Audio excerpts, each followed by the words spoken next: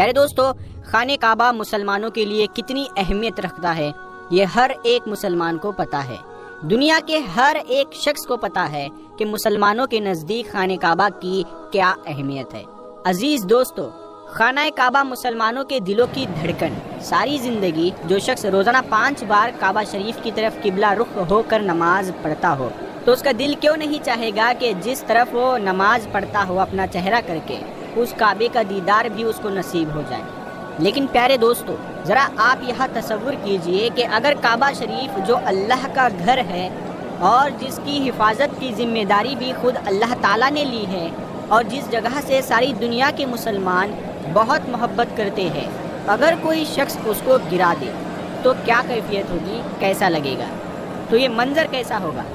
جی ہاں دوستو، ایسا بھی ایک وقت اس دنیا کو دیکھنا ہے، کیونکہ اس کے بارے میں خود ہمارے پیارے نبی حضرت محمد مصطفیٰ صلی اللہ تعالیٰ علیہ وسلم نے فرمایا کہ قیامت کے سب سے بڑی نشانیوں میں سے ایک نشانی یہ ہے کہ ایک آدمی مکہ میں داخل ہوگا جو کہ خانہ کعبہ کو گرا دے گا اور اس کے ٹکڑے ٹکڑے کر کے سمندر میں پھینک دے گا۔ پھر آپ نے اس آدمی کی نشانی بتائی، تو دوستو ہم اس ویڈیو میں اس شخص کی نشانی بتائیں گے اور پوری حدیث آپ کو تفصیل سے بتائیں گے، اور آپ کو ابراہہ کا واقعہ بتائیں گے جو نبی کریم صلی اللہ تعالیٰ علیہ وسلم کے پیدائش سے 25 دن پہلے جب اس نے کعبہ شریف پر حملہ کیا تھا تو وہ واقعہ بھی کیا تھا اور کیسے اسے منہ کی کھانی پڑی تھی، تو یہ ہم آپ کو اس پورے ویڈیو میں بتائیں گے، تو اس ویڈیو کو آپ ضرور دیکھیں۔ جب یمن کے بادشاہ ابراہہ نے خانہ کعبہ کو گرانے کی کوشش کی تھی تو اس کا کیا حشر ہوا تھا۔ حضور اکرم صلی اللہ تعالیٰ علیہ وسلم کی پیدائش سے صرف 25 دن پہلے یمن کا بادشاہ ابراہہ ہاتھیوں کی فوج لے کر کعبہ شریف کو ڈھانے کے لیے مکہ پر حملہ ور ہوا تھا۔ اس کا سبب یہ تھا کہ ابراہہ نے یمن کے دارالسلطنت صنعاء میں ایک گرجا گھر بنایا تھا، بہت ہی شاندار عالی شان گرجا گھر بنایا تھا، اور وہ یہ چاہتا تھا کہ عرب کے لوگ جیسے خانہ کعبہ میں حج کرتے ہیں تو وہ عرب کے لوگ بجائے خانہ کعبہ کے یمن آ کر اس گرجا گھر کا حج کیا کریں۔ جب مکہ والوں کو یہ معلوم ہوا تو قبیلہ کنانہ کا ایک شخص غیظ و غضب میں جل بھن کر یمن گیا اور وہاں کے گرجا گھر میں بہانہ بنا کر گھس گیا، اور اس گرجا گھر میں جا کر اس نے گندگی کی، نجاست کی اور اسے لت پت کر دیا۔ جب ابراہہ نے یہ واقعہ سنا تو وہ غصے سے پاگل ہو گیا، وہ آپے سے باہر ہو گیا اور خانہ کعبہ کو ڈھانے کے لیے ہاتھیوں کی فوج لے کر مکہ پر حملہ کر دیا، اور اس کی فوج کے اگلے دستے نے مکہ والوں کے تمام اونٹوں اور دوسرے مویشیوں کو چھین لیا۔ اس میں 200 یا 400 اونٹ عبد المطلب کے بھی تھے۔ حضرت عبد المطلب پیارے نبی صلی اللہ تعالیٰ علیہ وسلم کے دادا ہیں۔ حضرت عبد المطلب کو اس واقعے سے بڑا رنج پہنچا، چنانچہ ابراہہ سے آپ اس معاملے میں گفتگو کرنے کے لیے اس کے لشکر میں تشریف لے گئے۔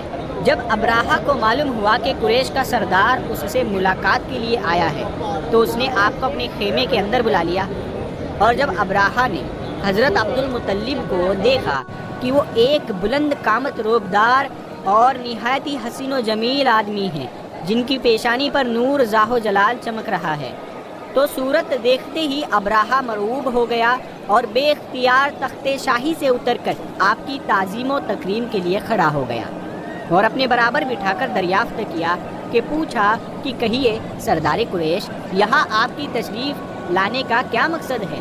حضرت عبد المطلب نے جواب دیا کہ ہمارے اونٹ اور ہمارے مویشیوں کو جو آپ نے بندی بنا لیا ہے، جو آپ نے اپنے قبضے میں لے لیا ہے، اسی کے متعلق میں آپ سے بات کرنے کے لیے آیا ہوں، تو آپ ان سب مویشیوں کو ہمارے سپرد کر دیجئے۔ تو یہ سن کر ابراہہ نے کہا کہ اے سردار قریش، میں تو یہ سمجھتا تھا کہ آپ بہت ہی حوصلہ مند شاندار آدمی ہیں، مگر آپ نے مجھ سے اپنے اونٹوں کا سوال کر کے میری نظروں میں اپنا وقار کم کر لیا ہے۔ اونٹ اور بکریوں کی حقیقت ہی کیا ہے؟ میں تو آپ کے کعبہ کو توڑ پھوڑ کر برباد کرنے کے لیے آیا ہوں، معاذ اللہ۔ آپ نے اس کے بارے میں کوئی گفتگو نہیں کی۔ حضرت عبد المطلب نے کہا کہ مجھے تو اپنے اونٹوں سے مطلب ہے، کعبہ میرا گھر نہیں ہے بلکہ وہ خدا کا گھر ہے، وہ خود اپنے گھر کو بچا لے گا، مجھے کعبہ کا ذرا بھی فکر کرنے کی ضرورت نہیں ہے۔ تو یہ سن کر ابراہہ اپنے فرعونی لہجے میں کہنے لگا کہ اے سردار مکہ سن لیجئے، میں کعبہ کو ڈھا کر اس کی اینٹ سے اینٹ بجا دوں گا اور روئے زمین سے اس کا نام و نشان مٹا دوں گا، کیونکہ مکہ والوں نے میرے گرجا گھر کی بڑی بے حرمتی کی ہے، اسی لیے میں اس کا انتقام لینے کے لیے کعبہ کو مسمار یعنی تباہ کر دینا ضروری سمجھتا ہوں۔ حضرت عبدالمطلب نے فرمایا پھر آپ جانے اور خدا جانے، میں آپ سے سفارش کرنے والا کون ہوں؟ اس گفتگو کے بعد ابراہہ نے تمام جانوروں کو واپس دینے کا حکم دے دیا اور عبدالمطلب تمام اونٹوں اور بکریوں کو ساتھ لے کر اپنے گھر چلے آئے اور مکہ والوں سے فرمایا کہ تم لوگ اپنے اپنے مال مویشیوں کو لے کر مکہ سے باہر نکل جاؤ اور پہاڑوں کی چوٹیوں پر چڑھ کر وہی کہیں چھپ کر پناہ لو۔ پھر خود اپنے خاندان کے چند آدمیوں کو لے کر حضرت عبدالمطلب خانہ کعبہ میں گئے اور دروازے کا حلقہ پکڑ کر انتہائی بے قراری سے رو رو کر دربار باری میں اس طرح دعا مانگنے لگے، اے اللہ بے شک ہر شخص اپنے اپنے گھر کی حفاظت کرتا ہے، لہٰذا تو بھی اپنے گھر کی حفاظت فرما اور صلیب والوں اور صلیبیوں کے پجاریوں کے مقابلے میں اپنی اطاعت شعاروں کی مدد فرما۔ حضرت عبدالمطلب نے یہ دعا مانگی اور اپنے خاندان والوں کو ساتھ لے کر پہاڑ کی چوٹی پر چڑھ گئے اور خدا کی قدرت کا جلوہ دیکھنے لگے۔ ابراہہ جب صبح کو کعبہ ڈھانے کے لیے اپنے لشکر جرار اور ہاتھیوں کو ساتھ لے کر آیا اور جیسے ہی ابراہہ اپنے ہاتھیوں کی قطار کے ساتھ آگے بڑھا اور مقام مخمس میں پہنچا تو خود اس کا ہاتھی جس کا نام محمود تھا ایک دم بیٹھ گیا۔ ابراہہ نے اس کو بہت مارا اور بار بار للکارا مگر ہاتھی نہیں اٹھا۔ اتنے میں قہر الہی ابابیلوں کی شکل میں نمودار ہوا اور ننھے ننھے پرندے جھنڈ کے جھنڈ جن کی چونچ اور پنجوں میں تین تین کنکریاں تھی سمندر کی جانب سے حرم کعبہ کی طرف آنے لگے۔ ابابیل کے لشکر نے ابراہہ کی فوج پر اس قدر زور و شور سے سنگباری شروع کر دی کہ آنن فانن میں ابراہہ کے لشکر اور اس کے ہاتھیوں کے پر خچے اڑ گئے۔ ابابیل کی سنگباری خداوند قہار و جبار کے قہر و غضب کی ایسی مار تھی کہ جب کوئی کنکری کسی فیل یعنی ہاتھی سوار کے سر پر پڑتی تھی تو وہ اس آدمی کے بدن کو چھیدتی ہوئی ہاتھی کے بدن کے پار ہو جاتی تھی۔ ابراہہ کی فوج کا ایک آدمی بھی زندہ نہیں بچا اور سب کے سب ابراہہ اور اس کے ہاتھیوں سمیت اس طرح ہلاک و برباد ہو گئے کہ ان کے جسموں کی بوٹیاں ٹکڑے ٹکڑے ہو کر زمین پر بکھر گئی۔ چنانچہ قرآن مجید کی سورہ فیل میں اللہ تعالیٰ نے اس واقعے کا ذکر کرتے ہوئے فرمایا، یعنی اے محبوب کیا آپ نے نہیں دیکھا کہ آپ کے رب نے ان ہاتھی والوں کا کیا حال کر ڈالا؟ کیا ان کے دعووں کو تباہی میں نہ ڈالا اور ان پر پرندوں کی ٹکڑیاں بھیجی تاکہ انہیں کنکر کے پتھروں سے مارے تو انہیں چبائے ہوئے بھوس جیسا بنا ڈالا۔ جب ابراہہ اور اس کے لشکریوں کا یہ انجام ہوا تو عبدالمطلب پہاڑ سے نیچے اترے اور خدا کا شکر ادا کیا اور تمام اہل عرب ان کو ایک خدا رسیدہ بزرگ کی حیثیت سے قابل احترام سمجھنے لگے۔ تو دوستو اب آپ کو اس واقعے کے بارے میں بتاتے ہیں جو قیامت کے نزدیک پیش آئے گا، جس کے بارے میں حضرت محمد مصطفیٰ صلی اللہ تعالیٰ علیہ وسلم نے فرمایا تھا۔ اللہ پاک کا آپ صلی اللہ تعالیٰ علیہ وسلم پر خاص کرم یہ ہے کہ آپ صلی اللہ تعالیٰ علیہ وسلم کو اللہ پاک نے تمام علوم عطا فرمائے جن کا تصور ہمارا انسانی ذہن کبھی نہیں کر سکتا۔ جو بات ہمارے نبی صلی اللہ تعالیٰ علیہ وسلم نے فرما دی وہ پوری ہو کر رہے گی۔ اللہ پاک ارشاد فرماتا ہے، اور وہ یعنی نبی کوئی بات اپنی خواہش سے نہیں کرتے، وہ وہی کہتے ہیں جس کی انہیں وحی کی جاتی ہے۔ اللہ کے علم کے سمندر کے مقابلے میں نبی اکرم صلی اللہ تعالیٰ علیہ وسلم کا علم ایک ستارہ ہے۔ آپ صلی اللہ تعالیٰ علیہ وسلم کا یہ قطرہ تمام مخلوق کے لیے ایک سمندر کے برابر ہے۔ یہ بات سچ ہے کہ ہم آپ صلی اللہ تعالیٰ علیہ وسلم کے علم کے بارے میں اندازہ نہیں لگا سکتے۔ اللہ کی ذات تو بہت ہی وسیع ہے، ہم اس کا اندازہ کس طرح لگائیں گے؟ آپ صلی اللہ تعالیٰ علیہ وسلم نے اپنے سے پہلے گزرے ہوئے انبیاء کرام اور ان کی امتوں کے ساتھ ساتھ آنے والے وقتوں کے بارے میں بھی فرمایا۔ محدثین اور مفسرین کا کہنا ہے کہ جب قیامت قریب آنے والی ہوگی تو خانہ کعبہ کو گرائے جانے کا واقعہ پیش آئے گا۔ جن لوگوں کو اس کے بارے میں علم نہیں ہے ان کو اس بارے میں حدیث مبارکہ کی روشنی میں بتاتے ہیں۔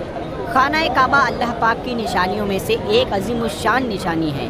جب تک کعبہ قائم ہے اس وقت تک دنیا بھی قائم اور دائم رہے گی۔ جب خانہ کعبہ کو گرا دیا جائے گا تب قیامت رونما ہوگی۔ جب قیامت قریب آئے گی تو ایک بدبخت حبشی خانہ کعبہ کو گرا دے گا، پھر قیامت آئے گی۔ محمد مصطفیٰ صلی اللہ تعالی علیہ وسلم نے فرمایا، حبشہ کو چھوڑے رہو جب تک وہ یمن چھوڑے رہے، کیونکہ کعبے کا خزانہ نہ نکالے گا مگر حبشہ کا ایک چھوٹی پنڈلیوں والا، کعبے کو گرانے والا ایک غیر مسلم حبشی ہوگا۔ حبشہ کے بارے میں ایک روایت ہے کہ ایتھوپیا جو ہے اس میں جو افریقن ایریا ہے اس کو حبشہ کہا جاتا ہے۔ حبشہ سے ایک حبشی کعبہ معظمہ کو گرانے کی ارادے سے اور اس کے نیچے سے خزانہ نکالنے کی نیت سے پوری رات چلے گا، یہاں تک کہ وہ کعبے تک پہنچ جائے گا۔ یہ بات مشہور ہے کہ کعبے کے نیچے بہت سارے بادشاہوں کا خزانہ دبا ہوا ہے۔ وہ شخص اسی لالچ میں اسی خزانے کو حاصل کرنے کے لیے خانہ کعبہ کو ڈھا دے گا۔